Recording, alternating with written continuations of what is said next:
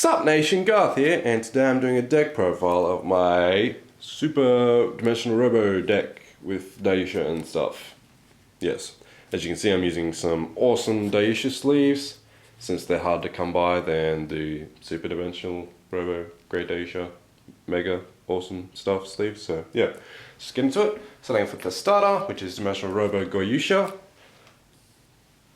And he's a Forerunner with 5000 power, and his skill is to move 4 Dimensional Robos into your soul from the rearguard circle while you have a grade 2 or greater Dimensional Robo Vanguard, and you can set your deck for a grade 3 or greater Dimensional Robo and ride it. I actually think I got it right that time, it's taking like 20 tries. So basically you can use him to make sure you get your cross ride off, or you can jump straight to normal Daiyusha from grade 2 if you're holding the Great Daiyusha, and you can get some advantage back that way. His effect is a bit of an egg, but when you superior ride into Great Daiyusha, once you've hit 4, and you swing for 23-2 crit for every single turn after that, sort of balances out a little bit. And you also become a 13, so guarding is a lot easier compared to when you're on a 10. And your opponent may set up some bad lines if they're a noob. Just go through the triggers now. 4 die battles because it's a Dimensional Robo. You can chuck him down to get the superior ride off if you need to. He also has the soul ability that you can move him from the soul to the drop zone to give your Vanguard plus 3000 power. So that's pretty good. We're running 8 crit, so of course we're running 4 Justice Cobalt, 4 Army Penguin, because the draws will help us sort of come back from superior riding the Daiyusha if we use Daiyusha skill. Otherwise draws are just good to have. And then we're on 4 heals because that's apparently good or something. So that's the zeros. We'll just go through the grade 3s right now. Not those ones. 4 of Super Dimensional Robo Daiyusha. Before the attack step, if he has at 14,000 power, he gets +1 crit. So basically, if you've pumped him up with some skills before you've declared your attack, he gets +1 crit. So that's obviously very good. He's only a 10k base, so that's kind of iffy.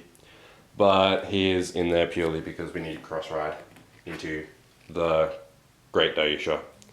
And he's good to have off early game because you can ride him, then he'll call either a Kozma or a Dilander, pump him up, and since they probably don't have a lot of guard, you can push in some early damage that way. And we run 3 Super Dimensional Robo Great Daiyusha. He's a cross ride, so if you have normal Daiyusha and Soul, he gets +2.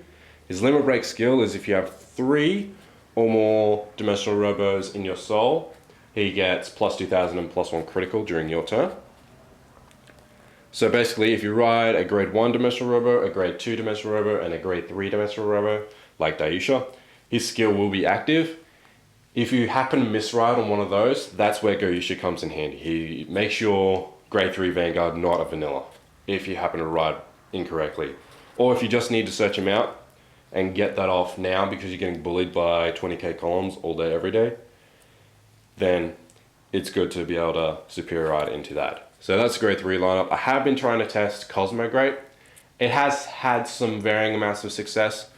There have been games where I've ridden him and it's been bad time, bad news bears. So don't be stuck on a 10k vanilla that you can't even superior ride over because he doesn't say Dimensional Robo. So that's the reason why I'm not really running him at this point. If you happen to have 2 of him, he's an 11k rear guard, so with a Die Mariner behind him, he still hits 18, so that's pretty good. Now the grade 2s, running 4 Dimensional Robo Die Dragon. He's a 12k attack when you have a Dimensional Robo Vanguard, so you can hit those 20k columns on grade 2 and push in some good damage, which is very nice. And of course, he's Dimensional Robo, so he's one of your ideal rides. The other one is Dilating. When she hits the Vanguard, from the rearguard circle only, I believe, yes, she can give +3000 to a unit. So you can use her to make a column hit for 20 or correct integer, or just beef up your Vanguard so it hits another integer. She's good for a little bit of pressure. Some people might not be too familiar with the card, so they'll just let it hit because they want to let the first attack hit to try and get a defensive, and then you'll be able to bump someone up by an integer, so the defensive won't even matter because you've bumped yourself up a stage. And we're running 3 Kozma Beak. Kozma Beak is good for normal Daiyusha, and you can even bump up your rearguards with it because it is just give a Dimensional Robo, not Dimension, a Dimension Police unit +4000, so it's on call counterblast 2. So that's very good. I'm running 3 because I'm not running Kozma Greats, and I want to have at least a lot of ways to get off normal Daiyusha if I don't have great Daiyusha yet. You have to play the deck in phases basically. You've got your normal Daiyusha phase and your great Daiyusha phase, which is your non-limit break and your limit break. Kozma is good in both of those phases, but obviously it's preferred to get him in the early phase. We have our grade ones, let's just move that away. We have Dimensional Robo Die Mariner. It's a soul skill. Move it from the soul drop zone and give your Vanguard, Dimensional Robo Vanguard plus 3000. So that's obviously good. Is it, man? No, it's Dimensional Police Vanguard, so not D-Robo exclusive. That's obviously used to break images with Great Daiyusha. You can be swinging for 23, but then Soul Blast and then hit 26. If you're trying to at least force a null, or you know they don't have one, or you think they don't have one, and other such things. And then you can get double crit and deal 4 damage in one turn, like a boss. It's also good because it's a 7k booster. And here we have Dimensional Robo Dilander. He is Cosmo Beak, but for Counterblast 1 and Dimensional Robo exclusive. So it works on Daiyusha, and that's the most common way you're going to get Daiyusha's skill off. You'll call that behind a Die Dragon in most cases, or a Dilating. Pump up Daiyusha while they're on grade 2, and then smash their face for about 21. While they're still on grade 2, and they're not going to have an easy time of guarding it.